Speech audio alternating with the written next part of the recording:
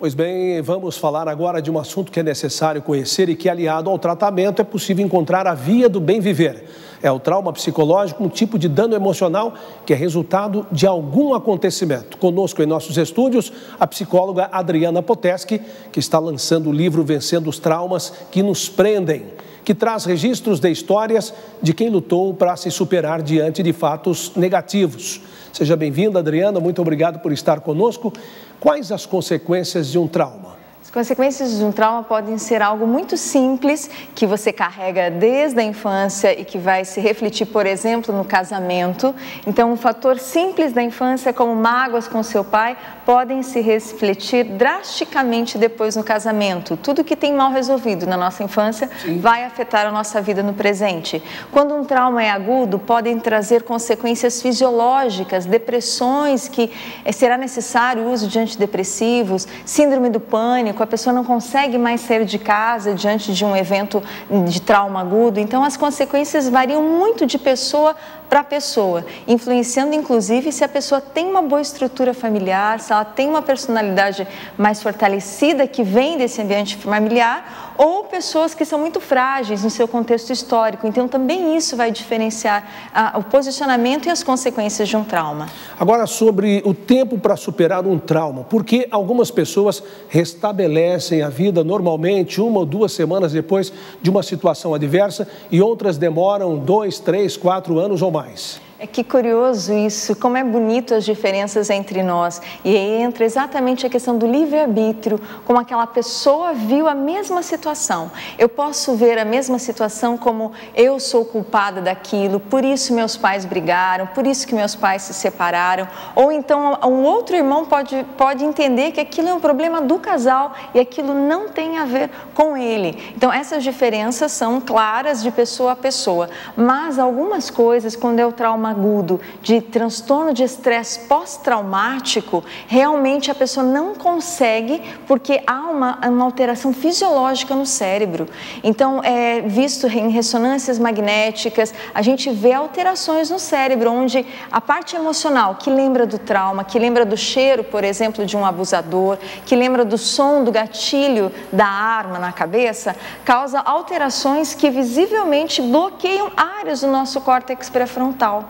Ou seja, quando alguém tem uma dor aguda que danificou o funcionamento do cérebro, não adianta nós dois sermos ótimos conselheiros, porque aquela pessoa pode nos ouvir, mas aquilo que ela ouve não acessa a área onde está armazenada a memória do trauma. Adriana, eu vou pedir licença para você, porque a nossa equipe preparou uma reportagem que mostra a história de uma pessoa que superou um trauma. Vamos acompanhar. Juliana e Marcos eram mais um casal que se preparava para o casamento. Em uma noite, ela recebeu um telefonema. Ele perguntou como estava e ele se despediu dando boa noite, dorme com Deus e eu te amo. Mas no outro dia, pela manhã, teve a notícia de que o namorado havia sofrido um acidente fatal. Marcos não voltaria mais para casa. E é uma notícia que a gente não tem noção do que é, só quando você passa e vive, porque são milésimos de segundos que mudam a vida. A perda repentina foi o motivo do trauma de Juliana. E você não sabe o que você faz, que caminho que você toma. Então foi um trauma que tanto que durou por 3 anos. Ninguém está imune a sofrer traumas. E o luto nem sempre é a única causa. O impacto emocional pode estar associado a muitos acontecimentos, em alguns casos até vividos na infância. Ele vem sim através de fatos, de assalto, de estupro, de qualquer outro tipo de acidentes, mas também de alguma situação vivida em sua família. Por exemplo, se a mãe deixar a filha cair no chão, ou se esquecer a filha na escola, isso pode gerar um trauma na vida da criança. A psicologia diz que a pessoa, quando passa por uma situação negativa grande, ela tem 2 caminhos, a superação e o trauma. O que acontece é que muita gente acaba seguindo por esse lado. Essa escolha depende da história de vida de cada um. Nessa trajetória, nada fácil, dá para ter em mente uma coisa, que o desafio vai ser sempre menor que o ser humano. O primeiro passo é assumir o problema, retomar a situação e, com reflexões, trabalhar o estado psicológico. A família é um apoio importante, vai servir de conforto e suporte. Comparar a família com uma cama elástica, que ela precisa estar sempre ali para poder lá me impulsionar e me jogar para cima, mas quando eu voltar de novo na minha, a cama elástica está ali para poder me segurar e ser macia. A ciência auxilia com terapias. Outro passo considerado fundamental é a espiritualidade. Ela pode me levar a viver esse perdão e, consequentemente, o meu físico ele talvez não seja tão abalado. Juliana conta que a fé foi sustento. Porque eu vi como uma ressurreição, porque ficar carregando aquilo tudo se eu tinha Deus. Pôde compreender que a história com Marcos está eternizada nas boas lembranças que deseja cultivar. A saudade ela vai me acompanhar, eu tenho consciência disso hoje, né? Mas não com aquela dor, não com aquele peso, não com aquela tristeza. Nós vimos na reportagem que a Juliana fala de Deus, então a reportagem também trata da espiritualidade, que é o caminho para o perdão. O que você nos diz a respeito do perdão no seu livro? Então, tem um capítulo específico sobre o perdão de Deus. Um neurocientista muito conceituado internacionalmente, Bessel van der Kolk, ele identificou nos últimos anos isso, a mágoa de Deus, sentir-se abandonado por Deus.